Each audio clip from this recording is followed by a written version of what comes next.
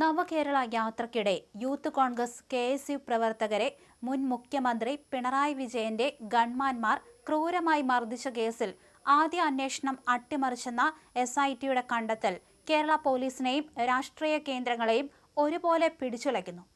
ക്രമസമാധാന ചുമതലയുണ്ടായിരുന്ന അന്നത്തെ ഒരു ഉന്നത പോലീസ് ഉദ്യോഗസ്ഥന്റെ നേരിട്ടുള്ള ഇടപെടലിനെ തുടർന്നാണ് കേസ് ഡയറി തിരുത്തിയതെന്ന് ആദ്യ അന്വേഷണ സംഘത്തിലുണ്ടായിരുന്ന SIയും 2 പോലീസുകാരും സമ്മതിച്ചതോടെ പുതിയ മുഖ്യമന്ത്രി VD സതീശൻ ലക്ഷ്യമിടുന്നത് ആരെയാണെന്ന ചർച്ചകൾ സജീവമായി.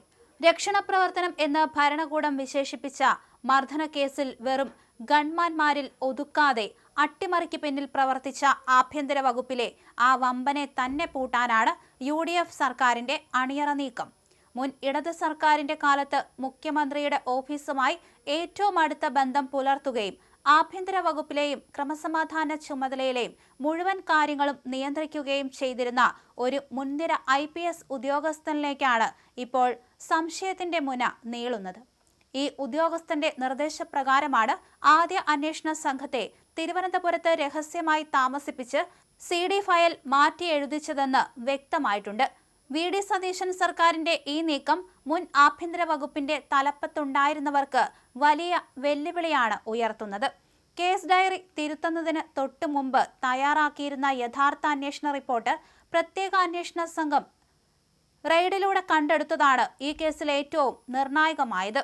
ആദ്യ റിപ്പോർട്ടിൽ ഗൺമാൻമാരായ അനിൽകുമാറും സന്ദീപും ചേർന്ന് നടത്തിയ മർദ്ദനം കൃത്യമായി രേഖപ്പെടുത്തിയിരുന്നു. ഈ റിപ്പോർട്ട് പൂഴ്ത്തിവെച്ചാണ് ഉന്നത ഉദ്യോഗസ്ഥന്റെ ഭീഷണിയെ തുടർന്ന് പുതിയ റിപ്പോർട്ട് നിർമ്മിച്ച് കോടതിയെ പോലും തെറ്റിദ്ധരിപ്പിക്കാൻ ശ്രമിച്ചത്. പോലീസിനെ കൊണ്ട് തന്നെ ഔദ്യോഗിക ഫയലുകൾ തിരുത്തിച്ച ഈ വലിയ നിയമലംഘനവും ഗൂഢാലോചനയും പുറത്തു കൊണ്ടുവരുന്നതിലൂടെ മുൻ ഭരണകൂടത്തിന്റെ പോലീസ് നയങ്ങളെ പൂർണ്ണമായി പ്രതിക്കൂട്ടിലാക്കാൻ സർക്കാരിന് സാധിക്കും. SIT മേധാവിയായ Alappuzha crime branch SP AP Shoukath Ali ഈ അട്ടിമറി വിവരങ്ങൾ ഉൾപ്പെടുത്തി DGPക്ക് അടിയന്തരമായി പ്രത്യേക റിപ്പോർട്ട് കൈമാറും. ഔദ്യോഗിക രേഖകളിൽ കൃത്രിമം കാണിച്ചതിനും കുറ്റവാളികളെ സംരക്ഷിക്കാൻ ഗൂഢാലോചന നടത്തിയതിനും ആഭ്യന്തര വകുപ്പിലെ ആ ഉന്നത ഉദ്യോഗസ്ഥനെതിരെ വരും ദിവസങ്ങളിൽ കർക്കശമായ ക്രിമിനൽ നടപടികൾ ഉണ്ടാകുമെന്നാണ് സൂചന.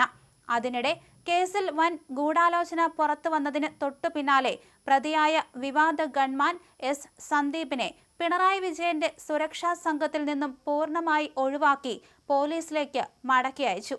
പിണറായി വിജയന്റെ Z+ സുരക്ഷ പുതിയ സർക്കാർ പൂർണ്ണമായി പിൻവലിച്ച് Y കാറ്റഗറി മാത്രമാക്കിയതോടെയാണ് സന്ദീപിന്റെ പുറത്തുപോക്ക്.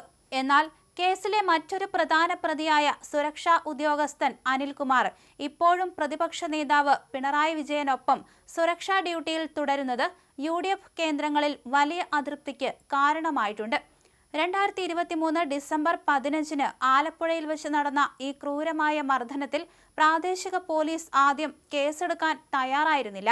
തുടർന്ന് മർദ്ദനമേറ്റ് നേതാക്കൾ കോടതിയെ സമീപിച്ച ശേഷമാണ് ഗൺമാൻമാർക്കെതിരെ കേസെടുക്കാൻ പോലീസ് നിർബന്ധിതരായത്. പുതിയ SIT ഇന്നു മുതൽ സാക്ഷികളുടെ മൊഴിയെടുപ്പ് ഊർജിതമാക്കിയിട്ടുണ്ട്. അന്ന് മർദ്ദനത്തിന്റെ തത്സമയ ദൃശ്യങ്ങൾ ക്യാമറയിൽ പകർത്തിയ പ്രമുഖ മാധ്യമപ്രവർത്തകന്റെ മൊഴി ഇന്ന് രേഖപ്പെടുത്തി കഴിഞ്ഞു.